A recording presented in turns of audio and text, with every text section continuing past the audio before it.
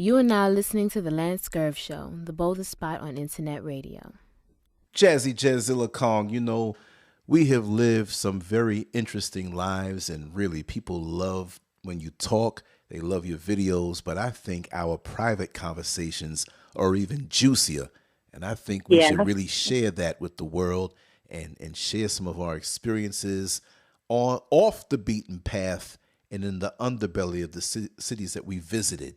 So trust me, let's get down and share some of our past experiences. People know that maybe we may have been a little grimy and we haven't been the most pristine of characters or the upright moral, maybe a little more oral, but entities in society, even though we're good people. And most people don't even share their dirt. But let's share some dirt tonight. But first of all, how are you feeling, Queen? I'm feeling a little groovy. I'm feeling groovy, great. I really enjoy the Pastor Jazzie show. That got to be one of my favorites because, I don't really listen to myself a lot, but that one there, I listen to it over and over again. You were fabulous, as always. And you were too. You were too, Deacon Lance. That was hilarious. I was following your lead. You, as a dance partner, I had to follow your lead. You bushwhacked and you set the path. So I followed what you started. You brought me up a level. Huh? You brought me up a few levels. No, Deacon, you took it a whole nother notch. That with the high and the ad lib. I felt like we was Migos. We had Quavo, Takeoff, and I was Offset. You was killing it with the ad lib, and I thought that video was dope. But tonight, I do kind of want to talk about my past a little bit, but I'm going to turn this into a white man thing because in my past, as we all know, Janelle was a cross-country hoe, stomped down, 10 toes down. She was all across this motherfucker doing what she had to do, giving it up and bringing it in, bringing it home, getting it in, doing what I had to do at that time, what I thought was what I was supposed to be doing. But, shit, you live and you learn. But here's a thought. And I'm not really ashamed quick. of my past. I just want to interject something. For the people who want to throw off and say, Jazzie is just, it's one thing to just do those things, but you leave those things in the past. And why is she lingering on and bringing these things up? And they're listening now, but why is she lingering on? Listen. Because my past is who I am. My past is also my present. Yes. My past is still me. So the things that I've done in the past is making me the woman that I am right now. I would never be here. I would have never met Lance. I would have never saw what I did was wrong to know what I'm supposed to do is right and become the woman that I am right now. Exactly. Exactly. I applaud you for that. I applaud you for that. I'm just going to say that straight up. Whoever has a problem with you has a problem with me because I applaud you for that. You understand? Thank you so much. No, and it's the honest to God truth. But the other thing I want to say really quick is that for those women, men, whoever, want to throw off on someone who bears their soul authentically, because see, the things you say coincide and interlock with the show that we had last night that, we have yet to put up. And by the time we put this conversation up, that one would already have been up with the one title, Jazzie Chops It Up with Pimps, Hoes, and Hustlers and Hoes, which it was deeper than that. But I titled it that way because the whole sensationalism, people would run to it, but it was a really deep conversation. It was raw, but it was really deep. And we were so different. Yes. Like, we were different. Even though we had the same similar background, not everybody felt the same way. Not everybody liked how I delivered or how Remy delivered or how Will just made a joke out of it because he's still that nigga on the trigger, he got businesses and he owns, the man came out guns of black. I'm talking as far as turning his life around. Right. I know niggas who ain't never been to jail and can't get it together. This man came out. Ain't that something? And That's the truth. 3 businesses right now. Yeah. And got a production company and talking about, Janelle, I want to sponsor. I want you to come here. I'm going to have you on the flyers and this, and this. Yeah. I said, all right, so when I get my book, let me get my book out. Let me have something to put out. I don't just want to show up. You got me on the flyer like I'm a whole, hosting gigs and events, whatever. Right. But right. You gotta have something. You gotta have something. But remember, as the people get to know you and love you, you're building up your following even here and beyond. So, right. That's going to precede you, and that's a wonderful thing. And then when you have your shirts, and this idea is even popping through my head, the little sayings and things. And I got my hairline coming out, Lance. My makeup line, my books. I'm almost finished with one. I'm looking for a publisher right now. I've been talking to like 3. Mm-hmm. So, I'm on to something, and I'm building my brand right now. When I come down there, we're gonna do live shows. Of course, and we're going in the street and do some live stuff, and we're gonna get it popping. Yeah. Then we can work the whole social media thing and get that tight. You know what I mean? And I can show you a few little tricks of the trade. Things that the old man learned over time that I have no problem passing on. But another thought was for these people who want to throw off and think that you're such an isolated case as far as the roads you have traveled, which, there's no shame in that. Here's a thought. Think of all of the porn, all of the nude magazines, sex magazines, magazines where they're just photo spreads. Really. I'm 53 in a couple of weeks. And when I think back to my teen years and preteen years of magazines that I think the first magazine I ever saw was, I can't say I think, I know. It was Miss September, and it was a Playboy magazine. Either Playboy or Penthouse. But it was a naked woman, and she had these red, white, and blue pants on. They were opened up, and she had no top. I was like, wow. I'm down in the basement looking, I put it back. I keep going back. I think that was my older brother's stash. But, when you think about, in New York City, you had the peep shows and stuff. The girls who worked the places, people who took photos, did movies, short movies, the modern stuff. Right. Not even just in America. If that's the case of forget Switzerland and Europe and Asia, just in America, there's a lot of these people who are standing next to you who are older women in your church who 30 years ago probably had 3 dicks in their mouth. Right. And they're going to turn around and throw off on you. You know what I mean? Well, there's a lot of women out here and men. Dudes catching it in the butt now on the gay porno tip. Let me tell you something, Lance. I live in Arizona. As big as that business is? This is home of the fucked up, shut-in, sideways, low-life, bummy-dummy. This is the bummy-dummy capital. And they will judge any and everybody when they shit all the way stink. These niggas don't even use spray when they come out the bathroom. Janelle sprays, she sanitizes, she cleans the toilet before she walks out. You understand me? Because I have 2 other daughters and they have to go behind me. But I want to make this show interesting, and I'm going to take it on up a notch because I want to talk about my past, but I'm going to turn this into a white man thing because I know I go hard on brothers a lot. You know what? I really love y'all, and it's that I expect more out of y'all. And I feel like a lot of times black women give they all. You understand? And a lot of times when one of you niggas might meet a black woman, you done met her when she done been beat down so damn much. She kind of feel like she don't have nothing left. So maybe you done caught the tail end of this hoe, but I feel like a lot of black men don't even put in the effort from beginning to end, and I'm disappointed, and it's heartbreaking because I feel like a nigga is all I got. You understand? Like, you my teammate. Nigga, we came over here on this boat ride together. We supposed to ride this thing out. Truth. You understand? If there's any group of people that should stick together, I feel like it should be us. But we are the most divided. That's what's so sad about it. We the most divided out of everybody else. Ain't nobody else been on no boat ride that took weeks, months, however long. You watch half the boat die, the other half got killed. I'm talking ravished, insides cut out of them in front of the other slaves. Bitches sitting in their own feces and their own blood, had to throw their own babies overboard, just to keep them from going through what they was going through. But we the most divided. So tonight, I am going to talk about my past as far as certain things that I saw. When I was out there living the life, and I mean the life of a stripper, a hooker, and I just want to clarify, and I'm going to say it. I said it before, and I'm going to say it again. Stripping, hoeing, all that shit, all the same.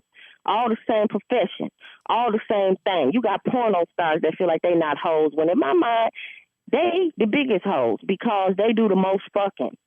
Most fucking escorts or prostitutes who had real pimps, we were taught not to fuck. We was taught to get the money. That's why we call it the game, because it's a game. It's a tit for tat between trick and hoe. Like the tricks they want to feel love, so they give you money and they trying to run game so they cannot pay because they don't want to feel like they have to pay for the shit. And you got the hoe that want to not touch you and don't want you to touch her. She want to get the most money out of this man for the littlest shit to do. Now, these new hoes, if you meet one of them, hell shit, these bitches willing to put on a porno. They porno stars mixed with strippers, mixed with dominatrix and all this old bullshit that just Jazzie, honey, she can't even relate to. When I first heard the term, do you do Greek, I didn't even know what the fuck that was. You know what it was? I didn't even know what that was. Taking it up to real. Because when I tell you Jazzie did little to no fucking, I mean little to none. Now every now and then, you got to do it, especially when it's a certain amount of money. Because back then it was money in the game. You know, right now, a bitch getting crackhead money because that's what these hoes came in with. Like they came in with this crackhead mentality, like, okay, $80 for this, 20 for that, 20. Like, bitch, who taught you this shit? What are you, retail? What you some lipstick? You going on clearance? I'm lost. So now the new tricks coming in. I mean, of course they don't have to spend no money. They practically getting pussy for free. You can call an escort agency now and get a bitch I'm talking the baddest bitch you ever seen in your life, and don't spend no more than $40 on this hoe. Wow. So the game is definitely not the same, but when Miss Jazzie came through it back in the 90s, and this is what I was trying to tell Queen Remy, who didn't understand what I was saying, it's a different decade. We come from a different decade. So you was taught a little different. You can say that we was the same as tricks. No, we're not, because the pimp and the hoe, we was on the same level. It wasn't like one was above and one a trick. You don't even. Let me tell you, Lance, I don't remember not one of these motherfuckers, not their name, how they look, nothing. But I'm never gonna forget Snooki. Snooki never gonna forget me. I mean, we still had to live and coincide and coexist amongst each other. We lived in the same house. We had a child. Who the fuck had it? Well, I'm sure it's a hoe somewhere. Done had a baby by a trick. Right, but that's an elite level. That's something that's not the most common, right? No, and nobody's going to admit it, because who want to know that that's what you allow some trick to skeet all up in you, and you done had his baby. Bitch, kill yourself. That's disgusting. So no, it's not the same thing. Right. It's not the same, because first of all, we can look at the pimp and say he a fucking trick too, because whatever money we giving, it's not like we're not taking care of, because what hoe gonna stick around for that? If I'm homeless and living, these niggas back then had to have money. Nobody was choosing a poor motherfucker. That's how it was back in now niggas be on bicycles and skateboards and can say they pimp. Because these hoes don't know better. When in my mind, it's like, how is a nigga gonna teach you how somebody gonna show me how to get money? They ain't never had none. You live with your mama. You live with your sister, auntie, and you talking about come on, let's go get some money. I'm going to be the only one getting money. Just like what happened to me when I was mentally ill. I was in the shelter, and this nigga, he took advantage of me because he saw the hustle in me. Even though I was crazy, I was in a shelter, working a full-time job, still getting money on the side, handing this nigga.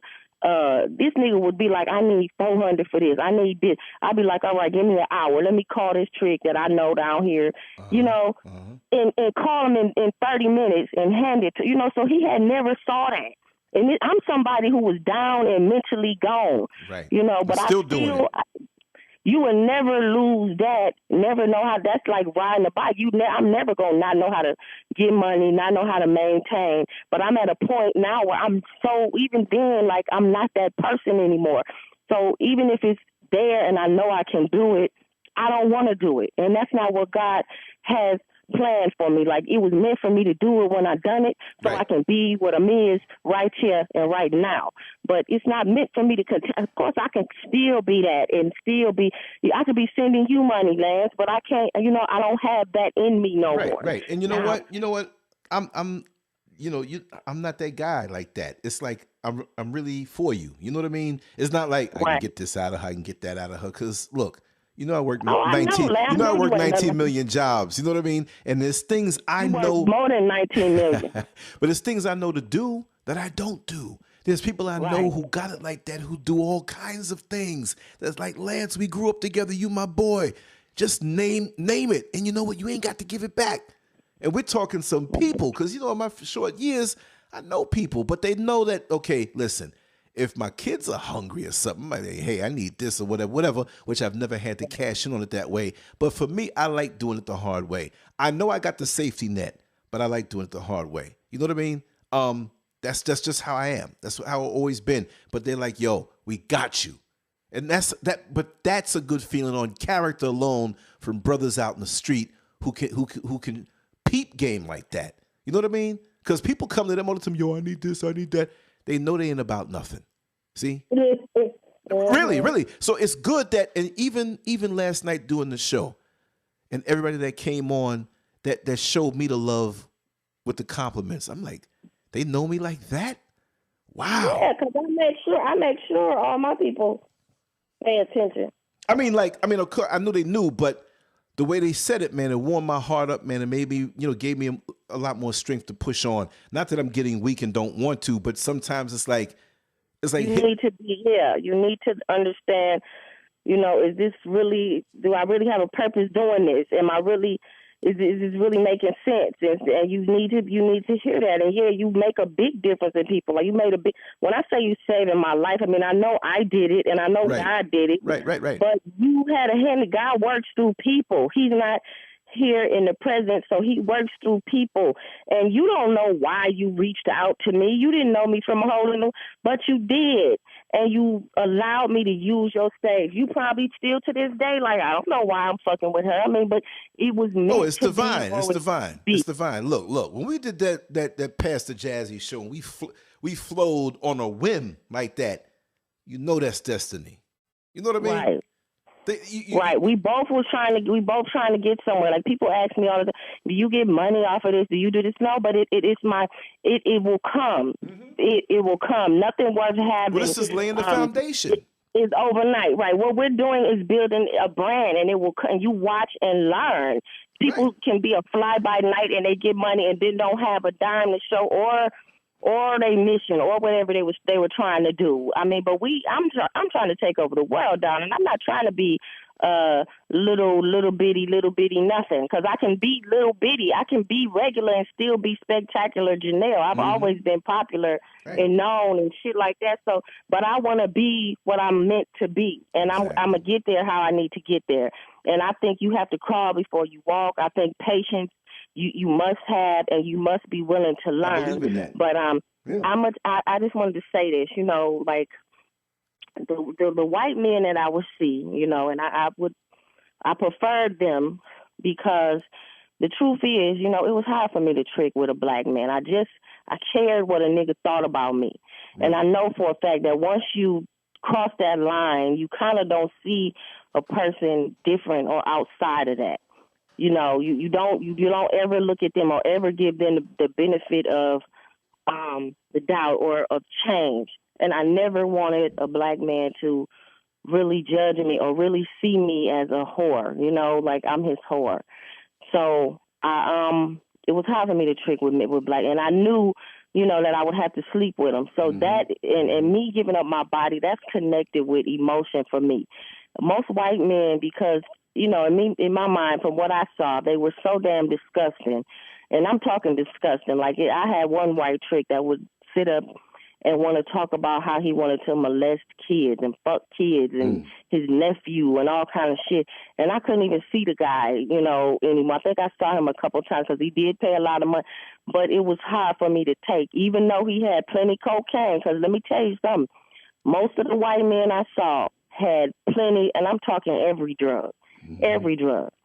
So, I mean, white people try to portray and put in media that black people are doing this and doing that.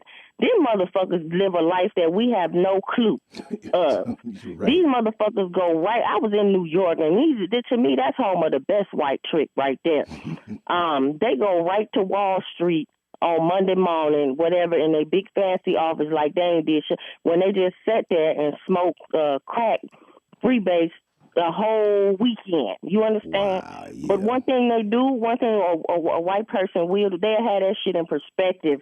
Like they'll pay their bills, you know, take care of if they got kids or whatever like that. They don't let shit linger. They don't do it back. Black men tend to be a little bit backwards with shit. It's like if you won't have a vice and you gonna do this, you know, you need to learn how to put it in perspective. But it didn't take away how, you know, like the nastiness and the disgust that I saw. You know, the shit that they would try to pay me to do. Even though the littlest thing being, you know, pissing on them and shit like that, my brain didn't compute to piss on people. You know, I would my game was tight. So I would often tell people, you know, I'll do it, you know, I'll try to be whatever it is you want me to be. But because I'm such a good girl or I'm such a clean girl, I don't know that my brain will compute for me to piss on you, but I'll definitely try. Oh, my God, I'll try. You're gorgeous. I want to be your friend. I want to be around you. I want to get to know you. But if that's what you want, darling, yeah, sure, why not? You know, and I just like that, you know, I had the money knowing that darn well I ain't finna piss on nobody. I ain't finna do shit. But they didn't care. They just wanted, you know, you there. They just wanted you to accept their nastiness and accept their filth. And that's how I know that slavery, without a doubt, had to be the most disgusting Holocaust of all time. Yes. Because this was a white man at his best. He had nothing there telling him he was wrong. Nothing there to tell him, no, don't cut that little baby boy dick off just for the hell of it. Don't cut his dick off and make him walk around without one, but you know he did that. No, don't take that and stick that up that woman pussy just because you can, but you know he did it. You know he cut babies out of bitches' stomachs. You know he cut niggas' dicks off just because he was jealous. Yes. You know he fucking took slaves and raped them all, little boys, little girls, in front of their mama, just to be mean and evil. Right. You know, he tried to take the black woman down on several occasions, but couldn't, because the black woman is a mighty bitch. Mighty bitch. That's the strongest woman, the strongest thing you will ever see in your motherfucking life. Nobody can defeat this woman. Men have tried. The black man, the white man, the country, the world, ISIS, everybody. And still want to copy him. They all have failed. So I just, you know, I know that I come from a mighty, great race of people, and it's heartbreaking to know that we divided and that the black man have really took to a white man's point of view and believed and fell for his fuckery and his lies, when this man did that on purpose. And of course he didn't mean it, darling. He didn't mean it when he said the black woman was ugly. He didn't want nothing but a black woman.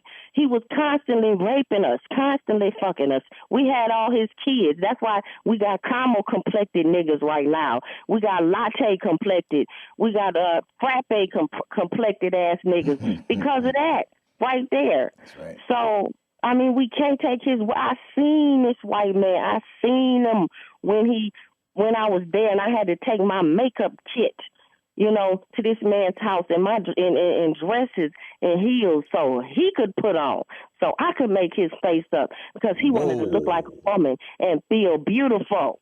Miss Jazzie did that, and I didn't give a for long as I didn't have to sleep with you and I didn't have to touch you, and so put on.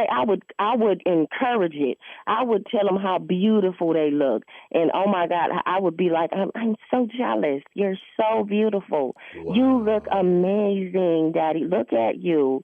Look how gorgeous you look. You know, in my little white girl, my fake ass Long Island. Bayshore, Long Island voice. North Shore. Whatever I had to say. This is a very interesting point of view that you're sharing here, because you had to be, and you are, a genius with the psyche. You know, while you're on your feet thinking and being around somebody who's doing something so bizarre, which is really a common thing behind closed doors, but it's still common bizarre. for Of them. course, yeah, for them it's common. But this is to show that it's not just a matter of you being some some person who is just okay, I'm gonna do this for this and that. But the whole trick of getting the money and not having to lay down. You know what I mean? That's And fascinating. then too, let me make a point. And then too, back then the pimps didn't want you to have sex, so they taught you game in the beginning, so you could talk your way out of it. And you I knew how preserve to the pussy that way. Miss Jazzilla, I knew how to. I used to go to clubs like 112. Yeah. I used to go to. I'm not talking in Atlanta. That was like the main club back then, and I would pull niggas out and not do nothing, and knew how to talk up my way up on some money. I knew how to go in strip clubs where they had like guys at the door clocking you for that because they didn't want you to take their customers out. But I knew how to be like, I'll be right back. You know, make it appear like I'm just a regular person. Nothing. You know, you don't have you. You know, I ain't. You know, Right. nobody would ever question me. One, I never dressed like a whore. I never carried myself like that. I was well spoken. I mean, I knew how to talk. I knew how to act with common sense. So, I mean, nobody ever pinned me, and that's why I never I don't have a criminal record to this day, but I would pull niggas out the strip club and have that same motherfucker that I just got money off of drop me right back off at that same strip club and walk back in with the same motherfucker like it was nothing. You know, like it was nothing. I knew how to work casinos, and I'm not talking about, you know, common like Vegas and all of that. No, Miss Jazzie didn't even want to play Vegas because to me that was like lower class bitches up in that motherfucker. And to this day, it's worse. It's worse than what it was back then. But I would I worked casinos like Kentucky, even in Detroit. Kentucky, I think it was one in Nashville or whatever, but I would go into casinos and I knew how to talk and I was never questioned, never harassed, never nothing. And I came in the game, you know, watching white hoes, working, being one of only 2 black women in a whorehouse in Manhattan that was owned by the mafia. They was owned by Italians. They didn't just hire, you know, regulars. You know what I mean? But I was a skinny, pretty black girl. I was dark-skinned, which is what a white man wants. So you light-skinned bitches be the one they turn away. Like, no, you know, we don't need you. That ain't no different. If she's Italian, 9 times out of 10, she has some kind of color in her skin. Right. So you and her really ain't, it's like, we got enough of y'all. You know, these motherfuckers want Naomi Campbell. I'm just short, so I was short. And then they had this one girl who was actually named Naomi. She was tall and very, very beautiful, dark-skinned. She used to be on Jenny Jones' show all the time. So if you can imagine that. But, it was a different time back then. And I was just trying to test what I was trying to say to Remy. And she was like, no, it's all the same. No, it's not. It's not the same. Because these niggas don't even, it's like when I would say how pimps wanted you to read and wanted you to be educated. You know, most of the girls I was around had been to college. Like I had already I left my career to do this. I was working at Morehair Beauty Salon on Rockaway Parkway in Brooklyn, New York, in Canarsie. I had already been traveled with this hair salon from there to Atlanta doing hair shows, been in hair books. I was in Passion Partners 15 and Passion Partners 18. Look it up, Google it, do what you got to do. I was in another hair book, I think, with Hump the Grinder from Detroit. If anybody that know hair, you know these people that I'm naming right here, shouted. So Azilla was in like 3-4 hair books. I had my daughter, my oldest daughter, Chardonnay, when she was little. She might have been like about 7, 8, maybe 7 or 8, but she was in a hair book, had her in a hair book. You know, I didn't even, then I had another model, I think that following year, and they used her for the Passion Partners hair book. And this was like one of the biggest hair books at that time, hair magazines that you could get. It was like a high book, but it was really big. So, I mean, I left my career and said, fuck it, I don't want to do this no more. So nobody that was there at that time in that circle was dumb. Like I said, one girl worked at the bank. she had a credit score was like 800. You know, she was all right. You know, wasn't nobody there was a dummy, but what we were women that had somewhere in our past been somewhat abused, that led us down this path, and we needed to get it out of our system for whatever reason, and we did. And it was just unfortunate that the story ended the way it did with Snooki. And then if y'all follow the story, then you know what I'm talking about. I don't even want to repeat it because that shit hard to think about. It might trigger my post-traumatic stress, and I don't want to do that on the Lance Scurv show. But, I mean, like I was saying, you know, black men, I love y'all. I expect more out of y'all. You know, the shit that I seen white men do, I didn't expect more than that. I knew I had become so familiar from dealing with this white trick, because that was I didn't even, if you was black, I would turn black men down. Like I remember this one basketball player, and he was young too, like 23, but I was in my 20s then too, but still, he had just got in the league. He might have been younger than that. He wanted me to come to Seattle. He wanted me to come everywhere he was at. And I'm like, listen, I got an Asian girl. I would try to push white and Asian and all these bitches off on them. Like, don't you? He said, hey, she pretty? She did. Nah, I want you, shout it. You know, and it's like, nah, I don't want to, you know, because I already knew what that would entail. Like, it wasn't as too many niggas that you could really get past fucking. Right. And I just really didn't want to do that, nor did I want to present myself to a black man as a whore, period. Exactly. You know, and I didn't want to accept him as a trick, because I knew what it was to be with a Charlie Sheen, and I'm just using his name. But that Charlie type. Sheen with all the dope and all the hoes, ain't nothing that motherfucker doing uncommon. Ain't nothing he doing uncommon. That's how white men pay, baby. Mm-hmm. That's why when I would dance, I started dancing at white clubs and shit like that, because I felt like, you know, like, well, back then, you was like a low on the totem pole, bitch, you dancing at a nigga club. Now these bitches sitting in somewhere, it's a bitch sitting in the 5th grade with dreams of dancing at, like, Diamond on the Water, or whatever the fuck it is, Water on the Diamond. What the name is? Diamonds. I know what you're talking about, but I can't get it right. Or she dreaming about dancing at Magic City or Strokers or Diamonds ATL. You know, she dreaming about these clubs. She like, I can't wait. I'm going to fuck rappers. I'm going to get a fake booty. I'm going to get this. My Instagram page is going to have booking info at the top. Mm-hmm. And a Happy Meal at McDonald's. You listen to even these rappers, you know, they like shit. I don't know what's up with these strippers. They don't have a house and don't have a vehicle, because that's the truth. Nigga, Offset kicked that real shit right there in that one verse, because these niggas don't have a house and don't have a vehicle. They just in the damn club, popping it and locking it. And then begging you for a ride afterward. Can you take me home? Can you come pick me up? Exactly. Can you come pick me up? Calling one of her 8 baby daddies. Can you come pick me up? No, bitch. Walk in your whole heels. What the fuck? I mean, that shit is crazy.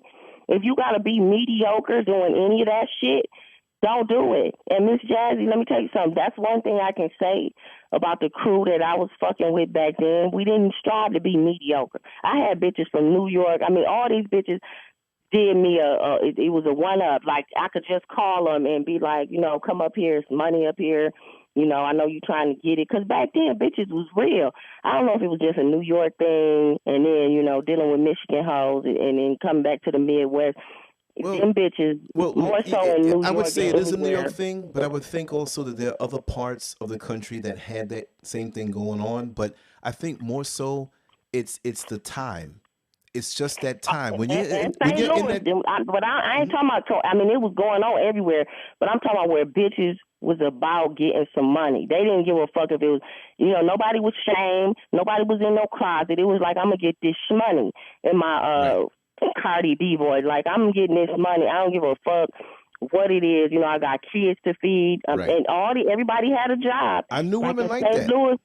St. Louis was the best state ever that I had been to. I'm talking, it was black girl kumbaya in that motherfucker. For real? I got off the bus there one day, didn't know nobody, and a friend of a friend of a friend called somebody that she knew up there. She called me. They came and picked me up. I mean, me and that girl still friends to this day, but that girl, I mean, and everybody she introduced me to was like, oh, hi, you so pretty, you so this. Right. Everywhere They we weren't went, hating on every you. club Yeah. we went in, it was about some money. It was like, come on, we're going to get some money. All these bitches had jobs. All of them had their own house. Everybody had a new car. It was like, but they all still hustled on the side. And then one girl, I remember her once, she was like, I can't wait to get my business cards out here. Like, them bitches was about it. Yeah. They was like, we're going to get this money. It For ain't real. about nothing. You know, we're going to work, but we're going to get this money out these niggas. And they was about it, and I respected them so much. I don't know if they still like that now, because, you know, the bum bitch, the new era, the Instagram wasn't out then, people, so you did shit manually. Instagram wasn't out. Facebook, I don't think that was out. I know it wasn't out because this was in the 90s. No, all you had was a couple message boards and Black Planet or you know. Black Planet might have been out. Yeah, no, Black Planet for sure was out. But the thing is with that, it's like it didn't turn into the booty call social network that it is now. Black Planet still has a lot of wonderful people on there, but they're diluted now because a lot of people are just using that. Look at the profile photos that are put up there. You know, they even had the ability to put video. Black Planet, if you ask me, was like the original Facebook. There wasn't nothing that Facebook. MySpace. Yeah, exactly. But for some reason, they took off. And what could I say? I mean, it bedazzles me. I'm like, wait a second, they were doing all these things before, but it degraded into something else. And like you said, with the whole Instagram, they have it so much easier to put themselves out there. But really, too much ego is involved where they want to see the hit. Forget the hits. How much money are you getting? You know what I mean? Right. They just want likes. Yeah, more likes. It's crazy. Broke Negroes giving them likes. People live by a like, an Instagram like. Somebody gonna come to me on Google, my Google page, and like, you need to build your Instagram likes, your Instagram follow. I was like, motherfucker, I'm on real bitch time. I'm in the real world, motherfucker. I'm not no internet, I'm not striving to be no internet star. That shit ain't real, bitch. I'm trying to live a real life and equate that into real dollars, motherfucker. And because you got likes on Instagram, that don't equate you into shit. It's a whole lot of motherfuckers that got likes on Instagram. And there's motherfuckers that don't even have an Instagram page, you know, that's balling and shot calling. Exactly. So you sitting up talking about some Instagram and build my life. You know, the motherfucker that said it probably got likes on Instagram, probably don't even got his real picture up, because you do know it's a lot of pages that's successful, like got a lot of likes, and it ain't even them. It's like they put a meme or something up there, some kind of fake ass avatar that's just up there and throw up pictures of like the ocean, or you know, put up random videos, or like you know what I find them, the gossip pages where they just putting up articles that media takeout done already fucking put up. Mm-hmm. And it's like, who the fuck? I don't have all this. I don't have that much time in my goddamn day. In my plies, boys, I don't have that much time, bitch, to put up fucking videos, bitch. Other motherfuckers, bitch, all goddamn day, bitch, talking about this, bitch, that, bitch, that. I don't have all that time. You know, I got other shit to do. It's going to be about me and what the fuck I'm trying to brand. If people with it, they with it. Right. If they ain't, you're not. So, I mean, I'm on a mission, and I have a plan, and I'm going to follow my plan. You know, for once in my life, I'm going to follow the shit that I'm setting out to do. And I got 1 year to do it. Because for some reason, I feel like this the last good year we going to have. For real. Either Hillary or Trump get in there, it's a wrap. Trust me. It's a wrap. No matter who gets up in there, for us, it's a wrap. You look at these Trump rallies, and you see the people that, you know, at one time you would think they were the ones who were saying, we're living in a post-racial America. But when they're punching black folks and saying things at them just for being there, well, that's really what's there. That's what's stirred up. And we going to pay for it for having a black president that really, in actuality, don't really care about us. Did we ever hear Barack Obama say black community? He said gay community, Mexican, Irish, went over there and drunk beer with him, and LGBT. Overhead. Exactly, but he never said or acknowledged us. Well, the strongest thing he might have said, well, if I had a son, that he'd look like Trayvon. You know, that might be it. But other than that, it's anyway, be Obama was prepared. the calm before the storm. That's Yes. all he was. Yeah, exactly. George Bush part Everybody 2. cry when he walk out there. I'm telling you, when he walk out, just cry. We fuck around and have Donald Trump and ISIS be sitting on the Senate, and they just be random picking people and shit. And who the fuck? I'm telling you, I'm taking my kid. We going to the gun range and we learning how to shoot. I don't know what the fuck y'all got planned. And what y'all gonna teach y'all? Y'all can put these little motherfuckers in tap dance if you want to. I'm turning mine into soldiers, okay? Mm-hmm. I'm finna act like I'm from Sierra Leone, and these little motherfuckers finna be soldiers standing at the gates with guns and shit. Fuck you. That's the I'm only finna way. be prepared. So I'm going to a gun range. I'm taking boxing. I'm taking kickboxing, karate, nigga, hunchati, kill a nigga, chop a nigga, whatever they got. Whatever they got. And then these motherfuckers try to prescribe me drugs and then mail me some more pills as if I needed 4 prescriptions at one time. I looked at my, I'm like, I'm not taking now one of these. They got me fucked up, shawty. I will not be a zombie. No, she won't. She going to be alert and ready. You got me fucked up. I think my crazy is needed right about now. I don't think it's meant for me not be crazy. So I'm not taking now one. Want to give me sleeping pills and all this here shit that going to have me sedated and high as fuck. Mm-hmm. I might well go get a batch of cocaine if that's the case. Because I bet you this shit is way more potent. I ain't took it, so I wouldn't even know. But, yeah, even when I told somebody about it, one of my therapists or what, she was like, yeah, that's a lot, you know, for you. They just met me in one day, like the psych, I don't even know what these people title is, Lance. Mm-hmm. But he met me in one day and already you prescribed me 4. 4. That's how you do it? I mean, why I need 4? You know what I mean? One pill don't do it? No, I'm not taking that shit. Not a one of them.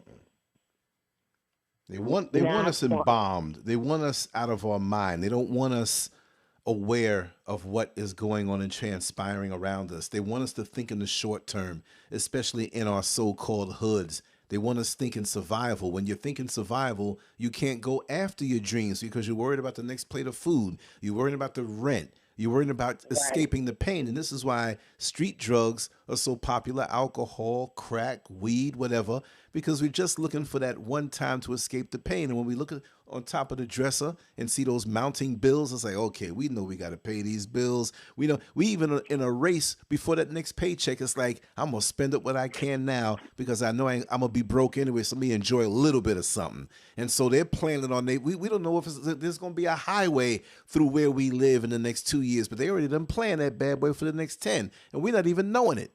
So they want us dumb so they can shift us around and be no threat. Because if we wake up from this little dream world that we're in, we might be very angry. That's why they come after the angry ones that have some sense.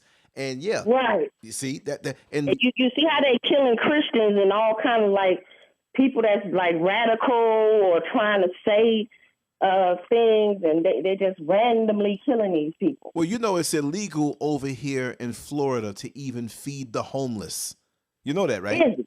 Yeah, we do it anyway, but it's illegal to sit up, bring food, pull up in your vehicle, open up the trunk, go near a homeless joint or wherever a lot of them are, and call them over, and they line up. You can be arrested. I videotaped. Ain't that a bit? Yeah, and over here in Phoenix, it's mandatory that you feed the motherfucking home. Well, see, remember that over here, it's probably the #1 tourist destination, they say, in the world. And Orlando, from what I hear now, I'd like for other people to chime in on this when they hear it.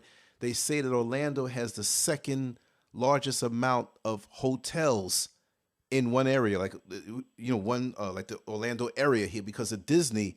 Second to Las Vegas. That kind of sounds right, you know. Yeah. But see, here it's a family-friendly environment, so-called, and they keep all the other stuff under wraps, even though it's still there. And in Las Vegas, it's all about the sin. It's all about what happens in Vegas stays in Vegas. But Look, it's all about money, and no matter where you are, they don't want us to have money and to have brains. They have finances, funds, and wisdom is a no-no. A lot of smart brothers and sisters out here who can tell you the plan and how it's going to work, and it's going to work because it's logical, but don't let them get any money. See what I mean? So this is why we got to invest in each other. I don't mean to preach and take the whole thing. I'm just saying that this is why we got to invest in each other. And even for all the women out there hoeing, make something count with the money that you're doing. I'm not saying to go out there and hoe, but if you're already doing it, don't escape pain or go get more drugs or go goof it off on some Negro that has no dream.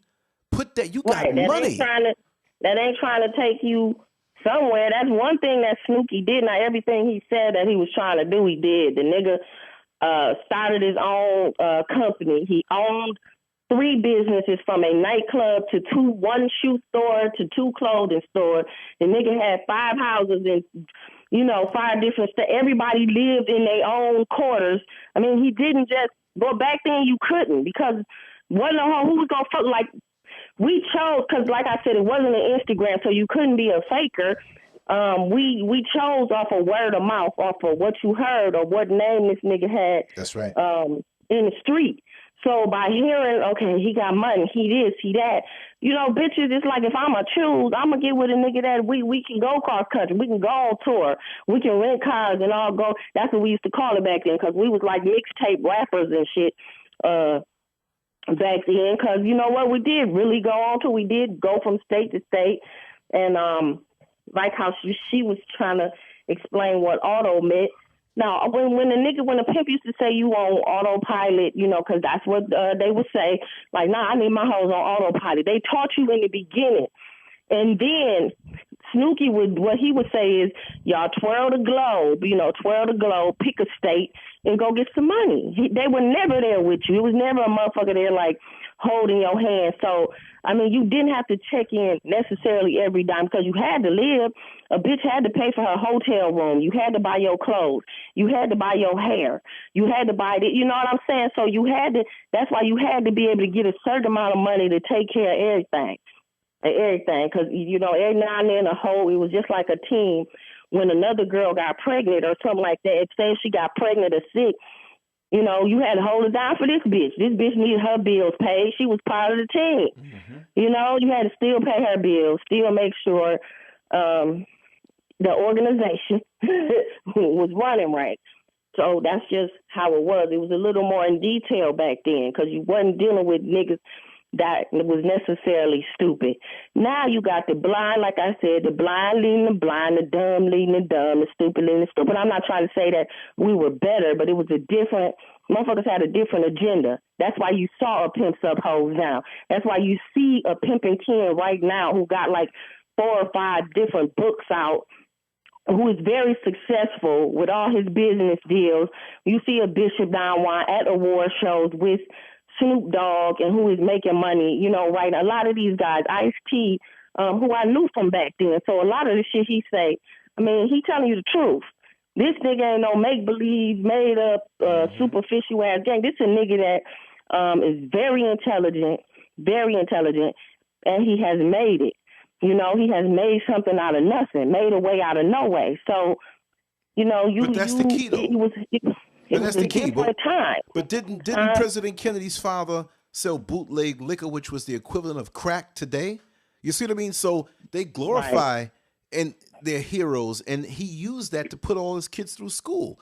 Look how they hijacked the whole country. Come on, I mean, look at that. Stole the land, brought free labor over. What if I gave you a mall and say, well, you know what? You don't have to pay any rent. I'm giving you this.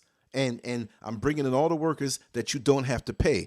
That mall would look to be great, right? Wouldn't it, right? So when they say make America great again, so what do they mean? They want free land and free workers? Well, we're giving them free workers, but it's stuff that we do to land up in jail. So if we're going to do something, make some money that you can put aside. That's all I'm trying to say, because they do it by any means necessary.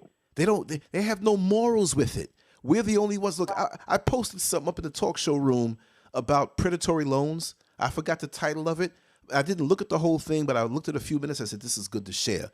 One of the white Right. men in there, he said, listen, we learned about the poor people, and especially the poor black people, that they will honor a debt. They will make sure to pay it. They will try to pay it until they can't do it.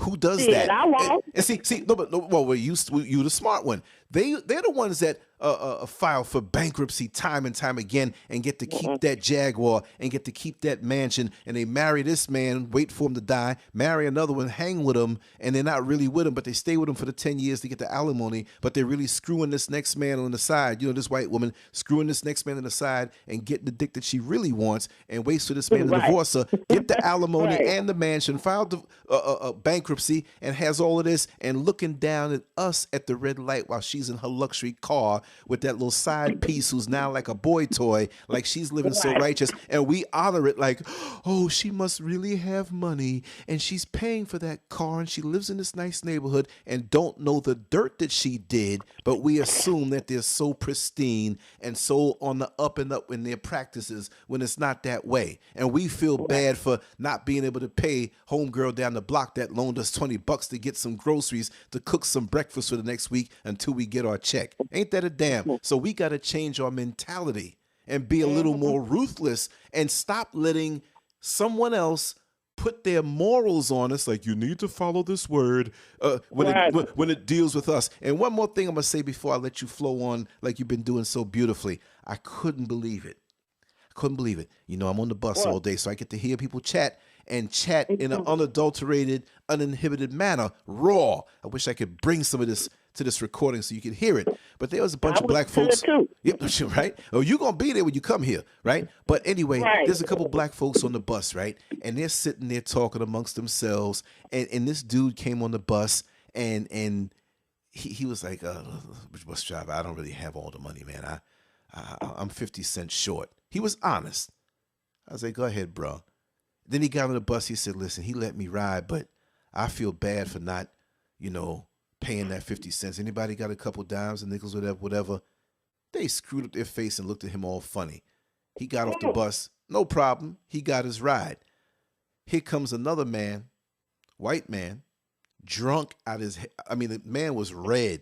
And I smelled the liquor on him as soon as I opened up the door, and the wind was blowing the other way. So the funk in the liquor fought the air and got to my nostrils before he even stepped on the bus. That was some powerful funk. I didn't believe I was in Orlando no more. Like the 1979 song by Lips Incorporated, I thought I was in Funky Town. Why don't you take me to Funky Town? Funky Town. So anyway, exactly. Homeboy was white, right? He's a little older, but you couldn't tell. He was slim. And he had a beard, right? The hair wasn't white. It was like, brunette, like dark brown. And he was slim, but he was drunk. And it was obvious that he lived to drink. And these guys want free rides, but they do find the money to get the liquor. These are the dudes who hang out in front of the liquor store all day begging money so they can go in and get something to drink. But that liquor store owner is not giving them free liquor because you're a nice guy. So with those guys who have them habits, I'm not giving you a free ride. You should put some money to the side so you can get a ride home. But you know what the black people said on the bus? What? Driver, that was wrong for you not letting him ride. Because I didn't let him ride. He's like, hey, you think you can let me get a ride, buddy? I closed doors and kept going. Man. Yeah. White. No, not just because of that. You know why? They told me it was wrong. They shut up for a while. They started talking amongst themselves. You know what they said? What? That's wrong because that man right there, he could have been Jesus. Nobody say that, man. Yes, she did. Yeah, God be my witness. Nobody say that. Yes, he could have been Jesus. But what about the black man who came on who was honest about it, wasn't drunk, he was down and out, and he came to me as a man. Bruh, I don't have it all. Gonna be drunk. No, but it's not about that. It's because how brainwashed we are. We see a white man with a beard. They are how brainwashed they are. I ain't gonna be down there in hell with the rest of you niggas. I'm sorry. I'm gonna be up there in heaven with the 4 niggas that made it. But you know what though? 4, right? I hope I'm one of them. But check this out. You won, your wife, me. No, you got to say 5, your kids. Well, I ain't so sure about both of them now. No, but what I'm saying is that look at the double standard within our own community, how we look at each other. You see what I mean? That if you're black, you can't really be doing something, and you can't be about nothing, and you don't deserve that benefit of the doubt. The dude was not drunk. The dude was not nasty or dirty, stinking looking. He just didn't have the money. He was down in it, and he was honest. And like I say, that could be good in certain cases, but that can be used against us because we are the ones always giving that extra, well, be nicer. Look, a dog keep biting you and you're going to keep petting him in the head and loving him up. He going to keep biting you. Look at our history. Man know he ain't shit. He already knows that. Don't nobody love the white man more than a nigga. Nobody. And even though niggas want to sit and blame that on the black woman, like we some nigga bed. Nigga, even when we was nigga bed witches, nigga, that was so we can fuck our way to freedom and get pork chops for our children. We did not go over there because we wanted to. We was only in slavery because your dumb ass accepted his Skittles and his fucking Snicker bar or whatever the fuck he bribed y'all with to put us there. So the black woman never fell for him. I'm sorry, and I beg your pardon with your videos, whoever you are. That was not us. That would be you who's sitting up talking about, well, when you look at the white woman, she is heaven. That's heaven. You look at her and she just a heaven. Look at, ain't no black woman on the planet look like that. They don't look like that. Not even your ugly ass wildebeest mama, I bet, huh? Hey, no. But then this motherfucker, you want to come on there and talk about my mama and me and my children? I got a problem because we better than you. You can't match a white bitch up to me, darling. I'm 42. This is where I win at, right here. This is where I win at. Ain't a white bitch on the planet glad to be 42. Even one that done had her surgery, her pussy redone, her balls, her booty, her dick, whatever else she got. She done had it all redone. She still don't want to be 42. Miss Jazzilla woke up doing a fucking wind dance. I did a lap around the fucking block. Like, God damn it, I won. Let me tell you something. Let me tell you something about you, Jazzie. Your coochie and all your parts are so potent and so vibrant and so fresh that if you whine 3 times, it's like a rain dance and rain comes down. Trust me, when you come to Orlando, it's going to be raining every day, baby. And that garden is going to grow up so high because you were here. Trust me. And I still ain't going to have no wrinkles. I done went in doctors, they wouldn't even let me get Botox. So now, I bet you don't know white bitch walk in there and they tell her that bitch be 24 years old. They be like, okay, I'm going to give you Botox here, here, and here. Wrinkled ass bitch, aging like a prune. Get the fuck out of here. Don't nobody love a white man and a white bitch like a nigga do. Black women, even if you see us married to one of them, trust me, he rich. Trust me, we done climbed our way. That's what you call getting to the top. See, you don't get to the top by fucking a nigga if you ain't learned. Everybody that's with a nigga right now, raise your hand.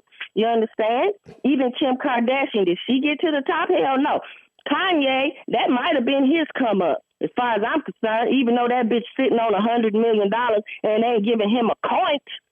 What black woman you know would be sitting on $100 million and her nigga on Twitter before that nigga got to put out a tweet? I would have been like, here, baby, take half of what I got and get back where you need to be at. Because ain't no way we were both finna be embarrassed. I can't be embarrassed in the church on Sunday because this nigga here want to go down a Twitter timeline talking about some, I ain't got no money. I'm $50 million in debt. No, but check it out. How am I going to explain that to the deacon in the pulpit? But check it out, though. But check it out, though. You know, I mean, it's our wonderful sisters who will take in a beat-up black man and buy him some clothes and feed him and bring him into the church, dress him up a little bit, and say, "This is my man." Absolutely. And now we'll tell you ain't shit every day, but that's because that's motivation right there, nigga.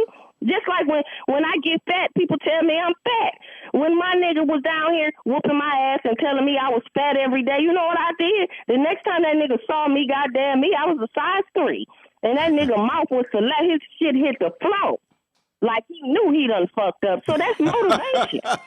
It worked for me. How come it don't work for you? If your bum ass sitting around and you a bum, nigga, you should get tired of hearing that. That's right. Don't just go to a white woman and then you don't get, because let me tell you something, even a good white bitch, she don't want y'all. She don't want no bum. She got white men over there that'll trick on her for the rest of her life. Right. Just like a black bitch. When she go get a white man, them niggas, one thing they gonna do, they gonna pay the bill. They gonna make sure baby college is paid for, however many kids you got. They don't give a fuck that a nigga done left them behind. You understand? So when you see a black bitch with a white man, her child, she getting pork chops, and that's her way to freedom. We not there because we love the white man. We want to be them. You motherfuckers want to be. It's like this. You want to be the white man. You want to be when all you doing is giving him his money back by fucking this white bitch. NBA, NFL, that's all you doing. That's why when the NFL, when all these motherfuckers retire, half of them be broke. These niggas be sitting up there with what they contract what that one nigga had. That motherfucker had a gazillion-dollar contract. Talking about he broke. Nigga, kill yourself. Wow. My mom and daddy ain't never had a gazillion dollars, and they never filed bankruptcy or none of that shit, and owned bought 3 houses and never wanted for nothing. How the fuck is you had a gazillion dollars, and I mean a gazillion, and you talking about you broke and don't even have nowhere to live? I'm confused, Lance. I know. But like that's the same reason why a lot of these dudes get their little nigga wake up call when they're with these white chicks, because some of them still don't. No. It's in progress. It's coming. It's coming. It's in progress. It's like cooking. Some meals take a little longer to cook than others. It is coming. Look, that's the beauty of a good cook, that you can put this thing in later because it cooks quick, and put that thing in long before because it takes long. So by the time everything is done, it's time perfect, and you can dish it out at the same time. Not where, well, half the meal is ready, but we got to wait 2 more hours to eat because the other stuff ain't ready. Everything takes its own time, but over time, because you know what? When you lose your rich nigga money powers, you're really going to get that nigga wake up call from that white chick, because really let's reverse the equation. Let's reverse the equation.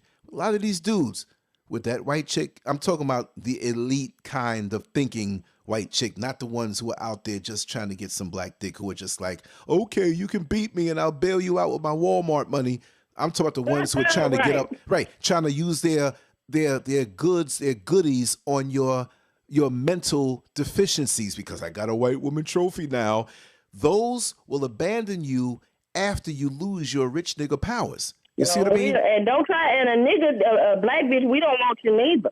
We don't. You can't even get your baby mama back, motherfucker. You over there with an ugly, like Chad Johnson, over there that had a baby by son. This bitch look like she got Down syndrome. She cross-eyed. The bitch can't walk. She got a limp. She bow-legged. She missing her arm. The bitch got freckles. She got polka dot skin. She got that disease Michael Jackson say he had. Nigga, this bitch is fucked up in the game. And I mean, really. And she supposed to be a stripper. I'm like, well, I ain't never seen no stripper this goddamn darn ugly. And he had learned to have a baby with this here bitch. And yes, the baby did come out pretty. But you know, that Chad Johnson maybe have me. He nice looking. But he ain't that nigga no more. He ain't him no. He ain't Ocho Cinco no more. That nigga just Ocho. He ain't Cinco. I wouldn't even, let me tell you something. I'm 42 and Chad Johnson, you better not call me, because I had a motherfucker down here that played for the Cardinals, and he was new. He was a rookie, and he was fine, and fuck you. If I can get him, I can get another him. Nigga, I can have another you in a minute. So Chad Johnson can't even get me right now. So picture that. At one time, I'm sure he was getting, he had Eva Mendes or whoever. Bitches just looked, he had all J-Lo's. You feel me? All J-Lo. I bet he can't call that one of them hoes. Now he can't call me. So you know he can't call them. These motherfuckers over there with new body parts. I still got my same body parts. So, you know, imagine when a bitch get new body parts, her attitude and her stock go up a little bit, because this is a fake world. So the faker you are, you know, the higher your stock go up. No, but you got to understand. He can't. You got to understand that there's pride. 42-year-old black bitch with her real body. There's pride in keeping the original parts. Look at it as a vehicle, oh, right? Fuck that, man. I ain't gonna call you no truck tonight, baby. I'm gonna just tell it to you like this. I don't want but you keep saying that like I'm trying to be there. No. Miss Jazzie don't want her real body parts. What's that about? Real hair and real boobs. No, but the real stuff is better, because anybody can get the fake stuff. You a higher pedigree. You understand? Lance, look. Say that speech for somebody that's listening.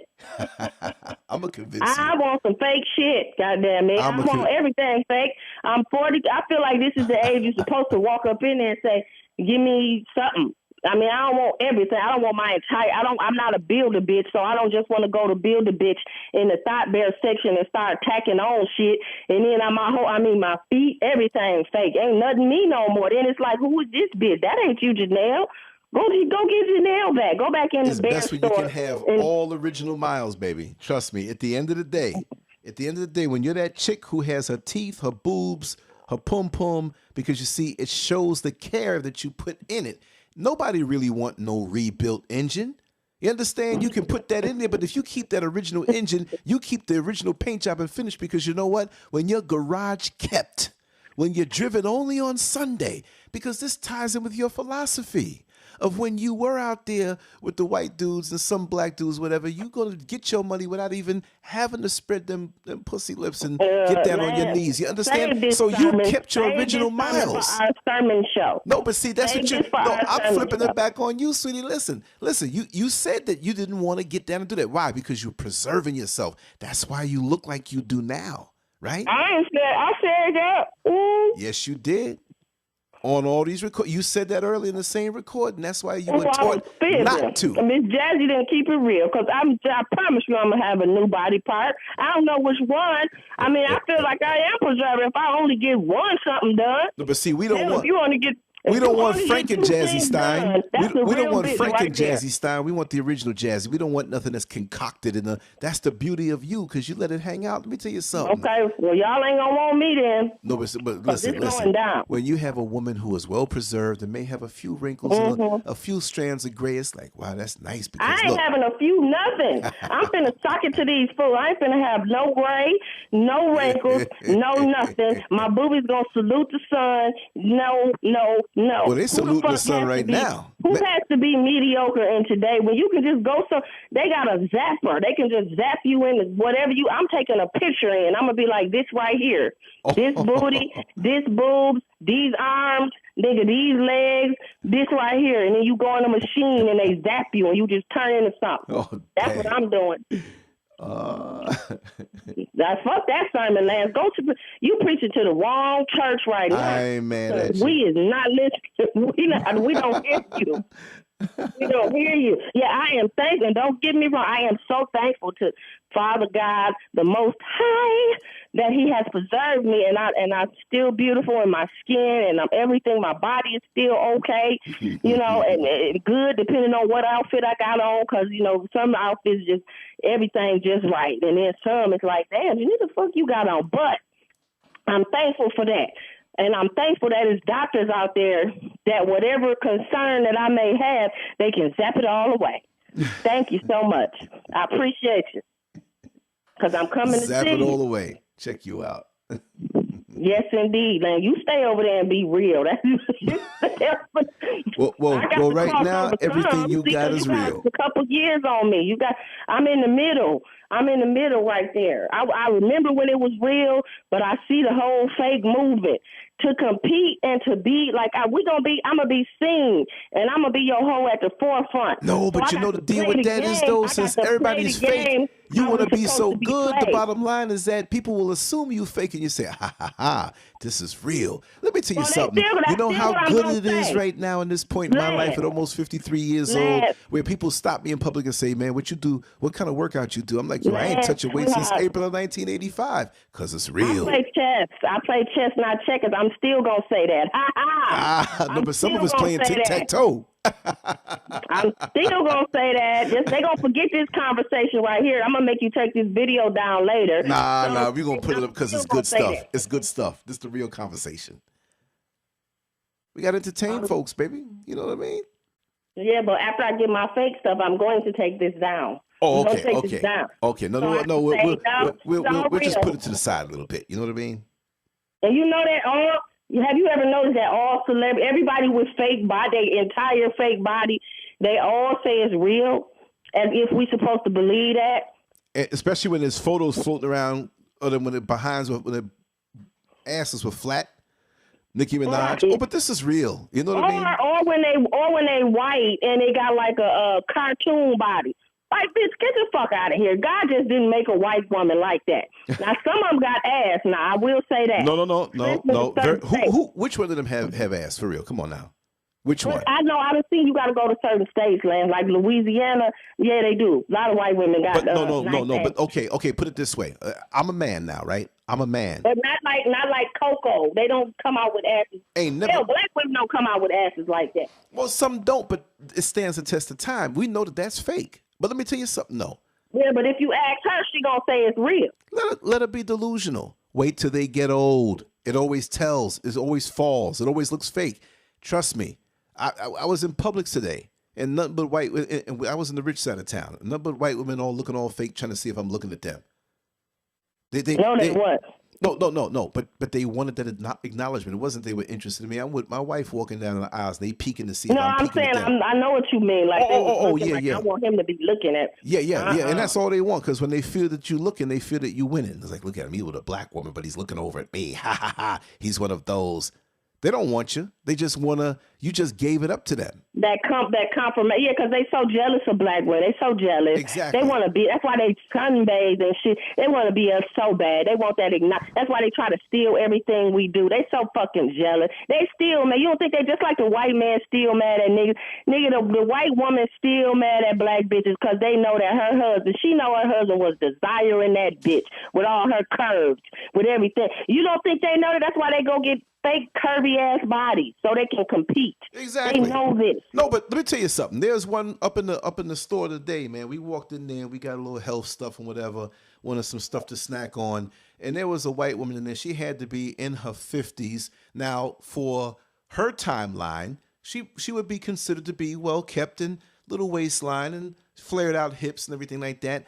But she had her young son and a young daughter. The daughter might have been like about 8 years old, and the son might have been like about 12 years old. They jumping around full of energy. They wanted their little sugar fix. But she was in there, and she was definitely going through that little crisis where she had to be validated by the gazes of strange men. So I'm walking up in there, have my little jeans on, my little T-shirt. I'm not buff like I used to be, but I can still hang for a person in their 50s and whatnot. And, I'm walking with my wife, and, they got a shady way of glancing back at you. They don't turn their whole head. They do a little peripheral vision. So when I walked up, she was looking down. She peeked back at me. Now, she had on a tight skirt that was like something you throw on when you're walking alongside the beach or whatever, because you can see through it. It had stripes, and she had these dark blue panties on up the crack of her behind. You can see it was obvious. I'm like, why is she coming in here like that with her kids? If you looking, it was obvious. If not, now I wasn't like, oh, looking at her like that. But I'm an artist and I'm visual. I look at everything. I see everything. And that's how you survive in the hood. So I can't lose those instincts when I'm not in the hood. When I'm around white folks, I feel more like I'm threatened. Okay? So she's gazing at me like trying to look a little seductive, like she's not trying to see if I'm going to flirt with her. And I picked up on it. And every time I'm walking down here she come. Here she come. And look, there was a lot of men in the place, but I was the only black man in there. And I guess she said, yeah, I know he's hanging down to his knee. I know he's tearing that black behind up. I know he's virile, and I want to know that he wants me. Maybe it was a little fantasy thing that when her little white man is hitting her later on the night, she can think about the big black man that wanted to bone her, that'll make her come quicker, make her come harder. You know what I mean? But it was something, it was a power thing. It wasn't just about, oh, I wonder if he'll slip me a card and I'll call him and we'll meet somewhere. It wasn't that. And a lot of these fools don't understand it. They watch this porno too much thinking that, yeah, they be wanting me because this thing is big. You ain't got nothing in your pockets. They don't care about that. And if you don't have nothing in your pockets and they're using you for that, trust me, you're interchangeable. You're disposable. You are like when they put these ads on Craigslist and talk about, we want the BBC. They don't say they want a nice gentleman to come around and screw the wife. No, they want the BBC, big black cock. That's all you are. They ain't worried about who it's attached to. Just don't have no diseases. Don't be a thief. Don't try to make small talk. Just unleash a big black dick, and that's all they want from you. When you're done, you're out of there. Most of the time when they put that ad in, the white men, they want to fuck you too. Of course they do. Of course they do. So secretly, they ain't just trying to get you. Please, child. I done seen it and done heard it. Let me tell you something. Most of the white men that I was with, they all wanted another man too. Of course, I've had people come at me that way. I had a white man tell me it's nothing. It doesn't matter who gives you head. Oh, hell! You don't have. That's what he said. Oh, He said, I heard him say that. Yeah. A lot of them are like that. I heard a cop on the bus riding with another cop joking. And he's like, well, it's not gay if you don't push. I'm like, oh my God. And this was a family man, whatever. And he was joking, but he was seriously like, you could tell, man to man. You know, no. Was he black or white? No, he was white. He's like, well, you know, it's not gay if you don't push. Meaning that, like, if you get in the head from another man, and if you hump, you know, it's gay. But if you just lay there and let him do it, it's not. It's crazy. It's just crazy the things that some people, it's just like some dudes upstate. Well, you know, I let that dude suck my dick, but man, I was just doing time. Time or no time, it jack off until you get up out of there, man. Come on, what are you, crazy? I don't understand it. But let me tell you something. Some of them only had 2 days. But back, right? I'm telling you, right? They do that for the 1 or 2 days and whatnot, right? But no, I had a back in the day, a situation I stumbled on, and it was this white woman, and her husband wanted to be there and watch. Now, you know, it was a wild something. And I did what I did. And this was way back in the day. I'm not 20 years old now, so this was way back in the day. So, you know, there was no rubber in the situation. And she was much older, so it wasn't a pregnancy thing that you worried about. She wasn't old. She wasn't 80 years old either. I'm just saying, you know, there's a big age difference. So it was like, yeah, go ahead. Now you wild, you're not thinking because you could have caught something, but thank God in my life I never caught anything. And I'm telling the real deal here. You're like, oh damn, Lance is telling it. So I hit it. And I'm bugging out on the scenario. Like, yo, this dude is letting me hit his wife. And he's right. I'm watching him because, you know, they could turn around and say he was raping her. You know what I mean? And shoot me and get away with it. Especially in the part of town that it was, because this was inside of a mansion. And I don't want to tell too much of the detail because I'll tell on somebody else, another female who I'm going to be doing a show with, who I already did a show with. But I was doing this and homeboy was really into it, watching it, doing himself, jacking himself. And then when I finish, because I'm looking like, okay, it's feeling good, but do you really want to do this? Do you really want to let off up inside this woman? So it's like, I ain't going to see them no more. Now, look, I was a young kid, 21 years old or whatever have you. I'm going to do this. Little ticklish feeling. And I wasn't on no dumb nigga, like, this is the most beautiful thing. This is what I always wanted type thing. I stumbled on the situation. It's something I did because I was already feeling aroused from all week anyway, right? So I did that. And homeboy was like, oh, is it okay if I eat her out? I was like, man, Now he could have did what he did, whatever. I made sure to hang around like, this ain't happening. I'm like, look what this dude wanted to do. You know, they call that cream pie stuff. I'm like, I can't live with myself. I see this man do that. Even though it's out of me, nah, no way. And I'm like, that hit me to how a lot of them are. So in the near future when, and you know, being in bodybuilding and being in stripping in that whole adult world, which I've been approached in those days to do the movie thing, but I found out that before you get down with that on a hetero level, you got to go through the gay circuit. I'm like, because I was thinking about the whole straight thing, not knowing how that worked. This dude who ran this company, he was like, look at the photos here. See, the popular dudes that you saw in the movies, they had to do that first. And he showed me pictures of them doing it. I'm like, oh my God. Hell no. Okay, how much money? I was offered to do porn too, a lot, like earlier coming up, and I always turn that down. That's too much work. Like I said, I didn't want to put that much effort into it, and two, there wasn't enough money. I mean, you was only getting like $200-$300 a film to become really, really well known. I mean, you did a lot. You the ads, you doing this, you doing that. You letting 3 and 4 people. Ain't nobody using no condom because really, when people watch porn, they don't want to see that. So you get less money if you're using a condom. Yeah.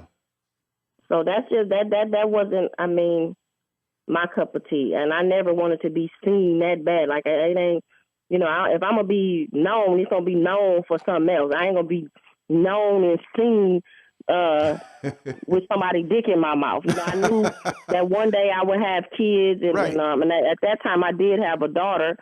And you want to at least give them some type of dignity. It's one thing for them to hear a story, but to see their mother in the porn or to hear that their mother was doing porn. I mean, and nowadays you can Google anybody. Yeah. Somebody's going to find it. You get into a fight at school, all that motherfucker got to do is bring your mama to the school. Like, look at your mama. Exactly. That's true. Those are fighting words, too. But people don't think that. And look now how the past is kept alive on social media. You know, it's just like it never dies now. You can go back to a childhood memory, a childhood song. You can think of a song and search it on YouTube. Boom, you're right there. Then you run into the person you was half in love with, who you were thinking about the song with, and you connect with them on Facebook. Now you all are old and out of it and settled, but now that thought has been rekindled where, oh, maybe we can make this happen, and now all of a sudden you're young again, and now you're thinking stupid. Now you're almost retired off the job, but now you want to run off with this woman, and she want to run off with you and leave her man, and you know the house is almost paid off, and you've been cool and no problems, and you're gonna break all that up now because of some fantasy, because this illusion of social media rekindled something that seed deep inside you. Let me tell you something. It's not like people back in the day didn't think things, and they say there's nothing new under the sun. Yes, I agree. But you know what?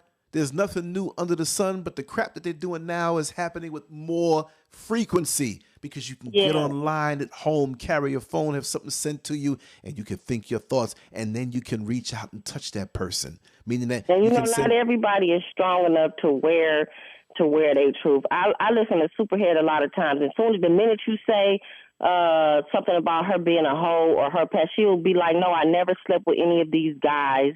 I only said that I did pills. When, bitch, you only came that, like, we only paid attention to you because you talked about all the niggas you fucked. And you was naming it. And then this bitch was also a hooker. You know, once Cool G Rap was pimping the bitch, she had a baby by him, but she did porno. She did a porno with Mr. Marcus. Like, you can Google it and see it. The one with the hat. Right. So, bitch, you took Tibbles. You was a desperate bitch. You was talking about how you was homeless, sleeping in your car while you was fucking Shaq. You know, so this bitch wasn't she was a sloppy hoe. She wasn't a good, because she was a beautiful girl, so she a sloppy hoe. Right. Who you can be a beautiful girl with a sloppy hoe. That's true. Yeah, she was stupid. She didn't have no other way to come in and she felt every hoe, trust me, every hoe wants their vindication. They want to be solidified. They want to be acknowledged and respected at some point in the whole game. You know, this is how they all this is the whole game or the whole game? The whole game. Right. So that's why she came out with that book, because that was the only way she saw herself being able to come up and get money and get the recognition that she always wanted. Because no other way, I mean, this bitch wasn't getting no money from these niggas. You know, it paid to hear Snoop Dogg talk about that bitch when he was like, nah, I ain't never touched that bitch. Wow. He said that bitch had a resume. And he was like, I like to think I had some kind of dignity. You know, I ain't want no bitch with that. But, you know, Snoop Dogg is a nigga from back then. Right. Nowadays, these new niggas, that's exactly what they want, a bitch that everybody done had. Because she just got married to another nigga. He an actor, something smart. He was in Stomp the Yard. I mean, not like he an A-list actor, but neither here nor there. Like, this bitch keep getting married. Even after niggas come out like, this bitch is crazy. She a retarded bitch. She ain't shit. You know, she done posted Bobby Brown up sleeping on her couch. It's all kind of shit. But niggas still fuck with the bitch because maybe it's the danger factor. Mentality. She can cook. She's smart. So she appears, you know, once you meet her. Yeah, she does appear to be smart. I listen to her interviews be okay. on Vlad TV. But, she does appear. Saying? No, she on Vlad TV, VLAD, Vlad TV on YouTube. I watch Vlad, Yeah. I listened to one of her recent interviews, and she really, I mean, I know there's a ratchet thing going. I know that. I can peep. Oh, no. She's book smart. Now, this woman went to college. She knows how to write. She's book smart. Right. But she's an idiot as far as just being a people person, and she's not a bit, I don't consider that being a good person. Right. Like, when you had to shit on everybody to get your just due, I don't respect that at all. I don't respect that at all, and that ain't nothing honorable in that, you know. But for a nigga to wife this bitch And then when after he leave her, you know, then want to sit up and talk about black women and then because every nigga that done after they done broke up with her, then had not one good thing to say about her, and then want to lump us all in the category of ain't shitness. Nobody told you to fuck. You knew this bitch was everybody, every day, every hop notch ass thought. You know, everybody had this. Everybody from Lil Wayne to every nigga. Nigga. If you knew when you walked into the fucking club, 9 times out of 10, 80% of the niggas there hit it. And white men too. Right. So right. If Sperm you receptacle. can't, I mean, and I ain't knocking no bitch with a past because I got one. But if you... But you're not trying to front, sweetheart. You're putting it out there like it is, like it was. Nothing really changed. Anytime a bitch can't acknowledge her past, I'm talking really wear her truth. Ain't nothing really changed about this hoe. No, but you got to understand. She's trying to put chocolate icing on doodoo and trying to pass it off like chocolate cake. And for people that don't know, they're going to believe that. That's why niggas keep falling for it. They're going to believe that. But somebody that changed and they really changed, you will wear your truth every day because you're not that person anymore. Right. So I can tell anybody my complete truth because, one, I don't give a fuck about your judgment about something I did in the past. If you got a problem with that, that's your problem, not mine, because I'm not that person anymore. 2, if you're not willing to get to know me for who I am right now, once again, that's your problem, not mine, because she is spectacular right now. So I know for a fact that I'm not that person, and I'll tell you I'm talking, even though I'm on the Lance Scurv show right now, I mean, I can't go into every it's all detail, about Jazzie right now. But for the most part, I mean, you know, and I could go into every detail, but I mean, for the most part, whatever I talk about, I mean, it's real. Yeah, and we know that. We know that. Come on. I mean, there's not one time that you had a crack in your armor that looked like, oh yeah, that was suspect. You just cut, and you don't hesitate. So you're not trying to be one way, 1 minute, one way, one day I'm this and one day I'm that, feeling around for something. Because you already that. And then when you have other people like this, check this out. The show we did last night. And we had people who knew you from years ago coming up in different facets of your life that validated you. And you still talk the same way you do. And they had no problem with it. But when you get these people who come out of nowhere on social media and they telling you what they are, but there's nothing else to validate it. Nothing. Let's do a show. Look. You know Carlos. You know a few, you know Madam Whipass, you know Ramona Brockett, you know all these other people, and there's people, especially, I'm going to use myself as an example to you. There's so many people who know me in real life from single-digit ages back in the 60s. I was born in 1963, April 8th, coming up through the 70s, coming up through the 80s, coming up through the 90s, into the new millennium, now right up here, right? They all, I can name names, and if I was lying, like, yo, Lance, why are you fronting? Or they would be unfriending me like, you ain't holding it down right, man. You in a different planet. But they like this stuff. You see them, I remember that. Yeah, back in the day, remember that. So, and I'm not living in the past. All I'm saying is that some people reconstruct their past to have some type of illusion of a present, like that's going to get brownie points on strangers to get more hits and to get more. And when they like that person, when they like that fake person, guess what? They like that fake person, and you still don't get the hit. You understand? Right. That's like me fronting, going into the club, shaking a set of keys with a Mercedes-Benz logo on it, and the chicks are all walking out the club with me, and I'm getting ready to go to the bus stop. But for a second, they're not really with me for me because I flashed my rent money, my mortgage money. Rent money for the loser. I'm not saying if you rent, you a loser, but only a loser would go front with the mortgage or the rent money. But then now there comes a time when reality has to hit. And that's when you got to escape and take your little drugs and get high. Not that I'm not throwing off on anybody and everybody who does that, but those people who do that because they're living a world of illusion. I live this. I got a big ass a YouTube logo on my wall. You'll see it on the live shows. I got a studio in here. I'm talking loud. My wife is sleeping, but she can hear me because she knows this. Look, if I wasn't doing it, she's like, well, you arguing with somebody? And what you doing talking to somebody in the wee hours like this? What woman you got on the line? Look, you know it. So we were talking the other day. She was right here. How you doing, Jazzie? Didn't Mrs. Scurv talk to you? Didn't she? Sure did. And she loves you. Yeah. Remy said, I don't know if I would allow my husband to talk to you. I would be worried. I'm like, no, what are you? No, you're real. You're real. You can talk about sucking dick all day and pussy, and then I can talk about eating pussy.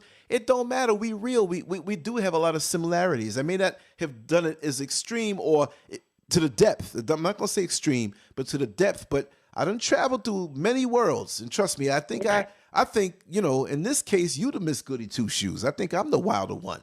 But in this world, they look at definitely, because I didn't want to do none of that. I mean, I'm with a nigga that I love. Right. Oh, it's whatever. I'm down for the 187, goddamn me. But in that whole underworld, no. I had to preserve something. I had to stand for something. You understand? So I didn't want a trick touching me. Right. But that kept your sanity. Me. Nowadays, these girls feel like that's what they're supposed to do. One, because they not with a pimp. So whoever's teaching them, they telling them this is what you do. When you're supposed to do the opposite of that. But I didn't want nobody touching me. So it's not that you the wilder one. It's just that you in love. You've been with people that you liked, and you wanted to be with them, and you wanted to explore. I wasn't with nobody that I liked. You give me some motherfucker that I liked, and I'll sop up every inch of that motherfucker, and that's for real. So I just haven't really, other than Snooki, and he was kind of crazy. So his thing was just, he was passionate now, but he crazy. So you don't get to explore, because you know what? Most pimps are real insecure. They don't want you to know they see, because they got secrets. Because they don't tell them what these motherfuckers, they probably fucking other men on the low. Not everybody. For those of you who I love. Storm, my nigga, Juju, Good Game. I think he's still in prison. Free Good Game. Bishop Don Juan, Pimp and Ken. All y'all. Ice-T, I'ma always love you niggas. So, but for those of you who had shit to hide, that's a lot of dudes too. But you know what we want to do? Oh, this is gonna be perfect. We gonna go undercover on the internet, right? This is what we gonna do for your fans. We gonna show them that world through the ads that we put out on Craigslist. And I got 50 million numbers in the daggone studio, so we can put a number out. We can three-way you. Now, there's a legal thing where they say don't record people against their will. But we're going to work around that some kind of way. Arizona is the one state that you can record a phone call. Okay. Well, we'll put it this way. We'll draw up some documents where, the Jazzie company is hiring me. Live when I come there. Exactly. But what I'm saying is that I want to show the world what is really out there, and being the fact that we can manifest as you being the female. We can manifest as me being the man. But you know what? We can manifest as a couple. Show them the real. I can put an ad in and really go out in the field and really record a situation just to show you, what time it is. And I want people to hear the actual voices. And we really ain't trying to blow up somebody's identity.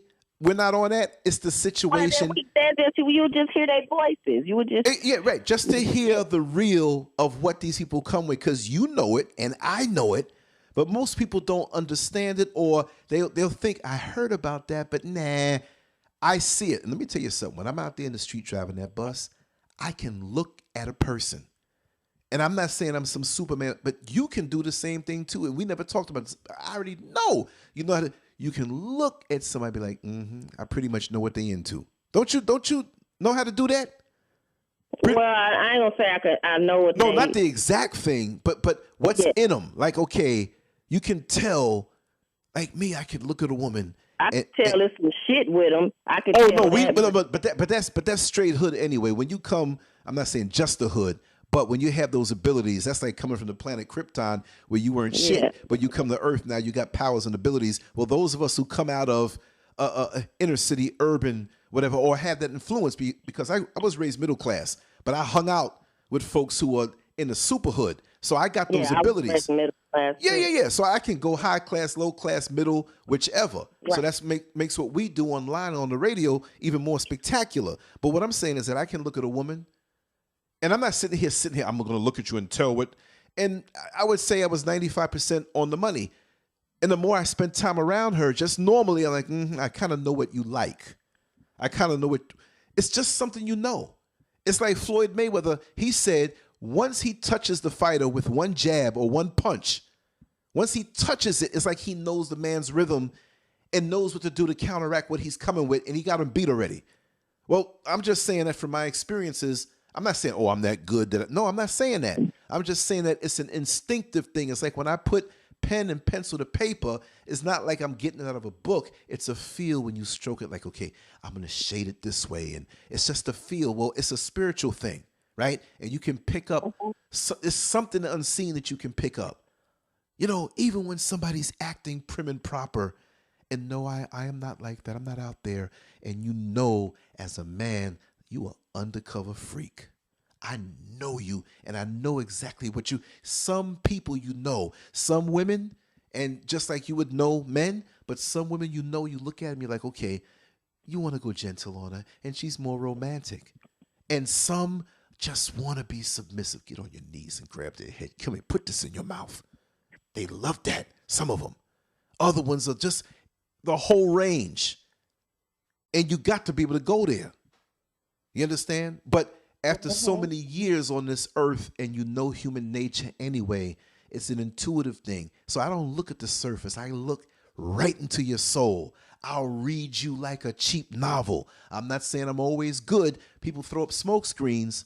But when you're really at peace with yourself and you're not in things anymore, you can really read a situation. A person out in the street hustling drugs can see a crowd of people walking out after a church service and spot the crackhead that got the Bible in his hand. See that dude over there? He looking a cop. Watch him. He gonna come over here and he's ready for him. Hey, how you doing, man? Good service today. What you want? Give me 3 pieces. Praise the Lord. And he's off on his way, playing a role. Bible in one hand, crack in the other. Well, all these different worlds around us have their rules and they have their radar. Everybody's radio can't pick up everybody's frequency. If you out there looking to pick up a prostitute, there's a certain frequency. The woman who's walking the street, yeah, I know what he's looking for. He drove by with his wife and kids. They just came back from the amusement park. But I bet you he's going to drop them kids home, drop his wife home and say he wants something from the store and turn around with that little station wagon or minivan and come up here. Yeah, that's you know it. Come on. Yep. Still got the baby seat in the back. For real. Still got my kid is an honor student at the white suburbia high school. But he getting head from a black sister and he came back and he made up his mind when he was with his family. He looked and you looked and you knew, and when you saw, here he come, and you turn around and start walking, put a little wiggle in your backside. I got Arizona stories where white man from town came and picked up the kid, and over here, that's Jazzie, the kid. I'm playing the kid in this movie, so, and they had the stroller, the what did you call that, the car seat in the back, and the wife calling on the phone, baby crying in the background. But, you know, they needed to drop off $150 to Miss Jazzie because she needed some money for something. So, you know, they had to stroll on over here to the other side of town. And it is what it is, you know. Right. But, yeah, they still exist. They still exist. The only thing now is that these new hoes done fucked up the game so bad. If you get 150, you consider yourself, pat yourself on the back, bitch. Because when I tell you these new bitches done showed up and showed the fuck out, oh man, they just done turned it into something. That's what we got to do. We got to do a show with old hoes and old pimps. For real. Because every time we get around, or I don't care if it's 1 or 2 of us or 3 of us or whatever, we all talk about the same shit. I can't believe these new hoes. I can't believe they just came in and just done turned this shit into something else, because everything had its own lane, like porno, you know, you want to be a dancer at the club. But all it took, just like if you sell drugs, if you show up with some good shit and you start selling the good cocaine for $5, well, you done changed the whole game. Crackheads from the West Coast to the East Coast, they're going to hear about this good coke for $5. They're going to show up, and they're going to make sure they're getting that good coke for $5. Then everybody everywhere is going to be $5. So you just, I mean, they just it ruined it. But I'm telling you, we got to do a show with that so everybody can get their point across, and people don't think I'm exaggerating. It's not the same. That's what I was trying to tell Remy. By the time she showed up, I mean, because she only like 30, if that. Miss Jazzie is 42. And I was what? In my early 20s when I mean, it was in the 90s. Everything was different, God damn it. It wasn't even also, everybody didn't even have cell phones. Cell phones weren't even, they was the big shits that came with the bag, if I'm not mistaken. Nobody really had a cell phone. Like, we talking about the early 90s. We ain't talking about, I'm talking about when Biggie and them was still living. Mm-hmm. So some of y'all wasn't even born then. And if you was born, you was little. Shit was different back then. You know, so that's what I was trying to tell her, like, no, it's different. It's not the same thing, darling. I mean, we part of the same world, but it was a little bit different. Like, nowadays, hoes consider all pimps, like, they consider that situation being trafficked. I don't consider it that because I made a conscious decision, even though we was both fucked up and crazy. You listening, man? Where you at? I'm right here, baby. Oh, you know, even though we was both fucked up and crazy, but we both were two fucked up crazy people making a conscious decision to be fucked up and crazy in fucked up crazy matrimony. Consenting adults. Now, when I was trafficked, that's usually in the form of one person down. Like one person not even in control. Either you're a child being held against your will, or you a grown up clearly out of your mind being held against your motherfucking with doing something you don't even want to do. You ain't even in a clear conscience to do. So that's being trafficked. That motherfucker that trafficked people, he's disgusting. That's no different than a pedophile or child molester or anything, because that you didn't get somebody who was capable. You know, you taking a child or a woman that's mentally ill and you're exploiting them so you can get a few dollars. Mm-hmm. You know, that's crazy. I don't, to this day though, even through all of that, I don't knock all pimps and hoes if you legit about the shit. If you striving towards something, hey, you had to take the path that you had to take. Not that you had to take that, but I mean, like Lance said, as long as you working towards some money, right. Like my daddy said, you know, it's about to win. Fuck that. Is you going to win in the end? Bitches, you know, and usually in my daddy's mind, money, if you got money in the end, you won. No matter if you kill 25 people to get it, but, you know, you got money in the end. So what, you were hitting there for the mafia. And Lord, too, if you're listening, Miss Jazzie don't feel that way. No, Lord, stay in school and do the right thing. But still, you know, you going for the win, and that's money, because one thing about it, you can't survive without it. And I'm not saying be greedy and you feel like you need millions and gazillions, because a lot of these fools with gazillions of dollars, they broke now and bankrupt. And a lot of money don't make you happy, but being able to take care of your family and pay a bill on time, that may not make you happy, but it's going to take away stress. Oh, yeah. Take away the stress of worrying about how you're going to pay for this bill, how I'm going to pay this car note. And even if you got to get on the bus and use public transportation, guess what? That costs money. Right. And if you're in New York City, that's more than what motherfuckers pay for a car in other states. Trust me, I know.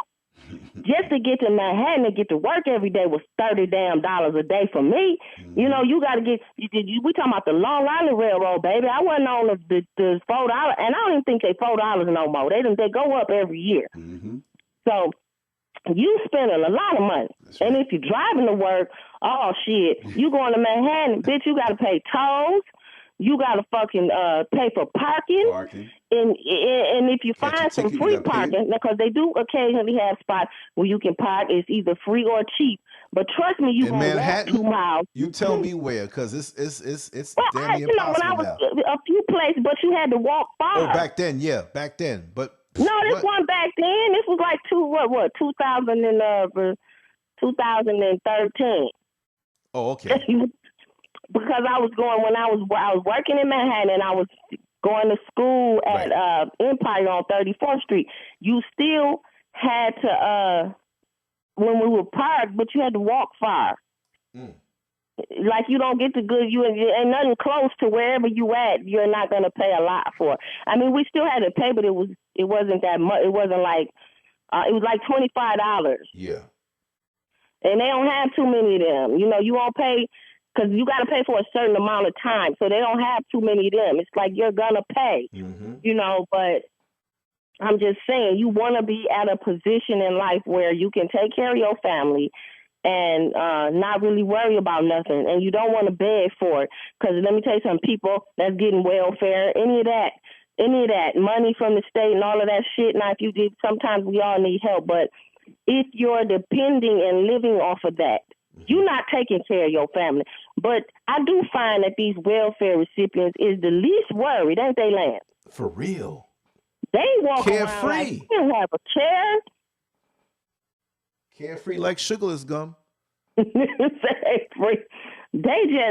content, like the world is just at their feet. I'm like, I wish I need some of that right there, because I ain't never had, drugs don't even take me to that point to where I'm just like, I don't have shit to worry about.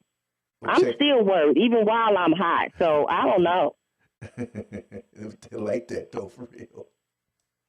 For real. It's the only motherfuckers I know. They ain't worried about a darn thing. I'm driving down all day on the bus like, yo, I can't wait to get home. They just on the corner the same way. From when I get out. And they've been out there for the morning time too.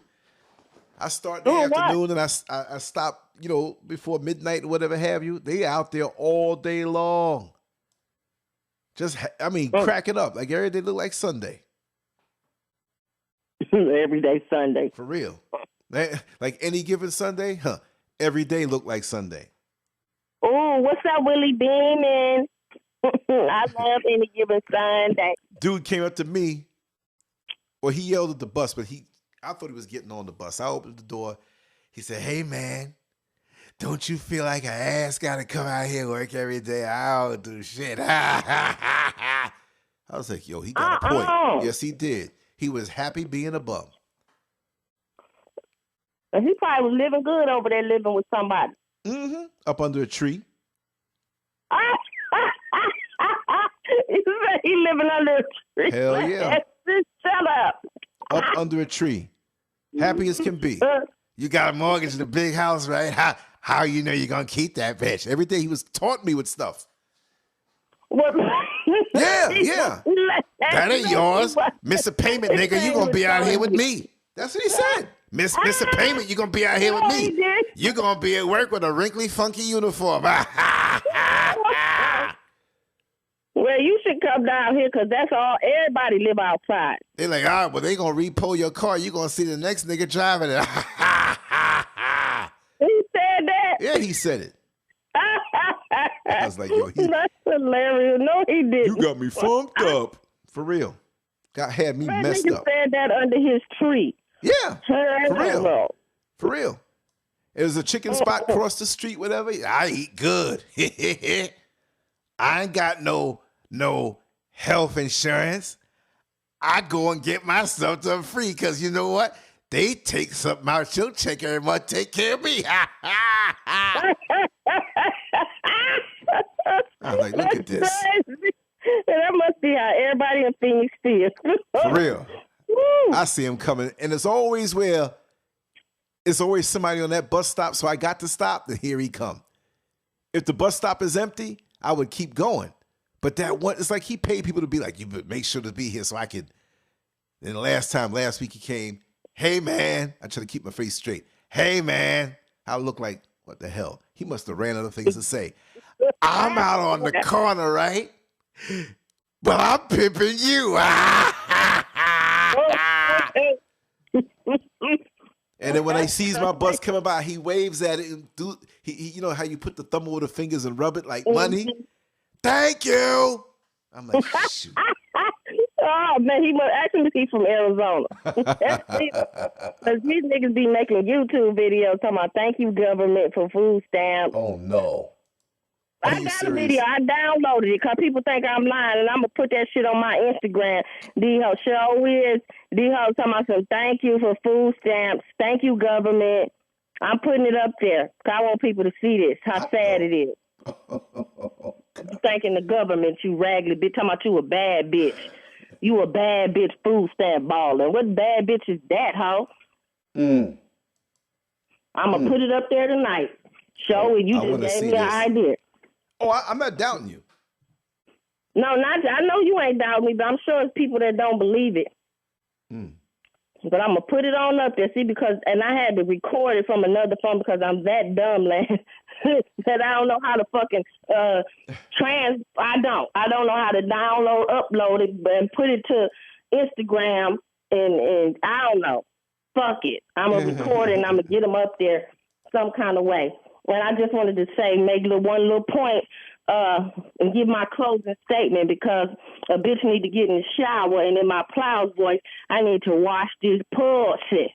I need to wash it and make it smell good. It's all original miles, baby. You washing it because you ain't got to get nothing fake. That's the point. You preserve your stuff. Your stuff is garage kept, cream puffed, tuned up, got all the papers, and only driven on Sunday. I'm going to let niggas know the pussy gonna always be real, bitch. Gonna always be real. But these titties, they might be a little bit altered. This booty might be a little bit done. That's all right. And that hair, she gonna always be a hair-hatted hooligan. That's gonna be her middle name, Jazzilla Hair Hat Hooligan Queen Kong, long cleavage. Thank you. I love y'all. But, oh, shit, Lance, you made me forget my goddamn point. What I was going to say is, y'all bitches lying. Y'all some liars out there. Y'all lying. Yeah, you're lying. You's a liar. Oh, I see you. You lying. You're a liar. You're a liar. You're standing strong and tall. You're the greatest of them all. You're a liar, and I know you're lying. Keep lying, keep spreading my name, bitch. Keep spreading it around. I want the rest of the world to hear about me, so keep my name in your mouth forever and ever. And good night to all of everyone that I love. I love you, Lance. I love you, Jazzie. Lance. And I can't wait to eat your food because it looks simply... my mouth waters on every picture, and I've been watching your YouTube, even though Lance only put up 2 videos. But I've been watching them, and I would like to see more. Like I want to see step by step, Lance. That's not how you do a cooking show. Oh, well, that's just like a little impromptu teaser, baby. But, we're going to give you the real thing. And when you come, we're going to do it from scratch until every morsel and scrap off the plate is inside of you and you're running for that bathroom. But you ain't going to run too quick because, see, that's food you're going to want to keep inside of you. And there's nothing bad about it that'll make you reject it. Trust me, we're going to be on that plan when you come here. Treat you like the queen that you are, live and living color. And use something good to look at on the camera. Trust me. Hey, I'm a witness. Can I get a witness? Somebody on Jesus. See, I knew I could be one of the Clark sisters, man. Won't it make a difference in your life? Amazing grace. How sweet the sound. Blind, but now I see. Oh, yeah. I love you, Lance, and I love everybody listening. So, this is Jazzilla Kong. She's signing off because she's finna go wash that sweet pussy. So, till next time. Mwah. Love y'all. Mwah. Love you too, baby. Bye.